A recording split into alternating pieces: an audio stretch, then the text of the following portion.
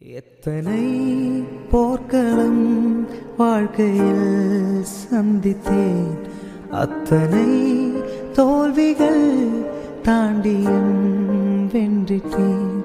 பேதையார் இயேசுவை வாழ்விலே சந்தித்தேன், தஞ்சமா சிலுவையில் நம்பிக்கை வைத்திட்டேன்.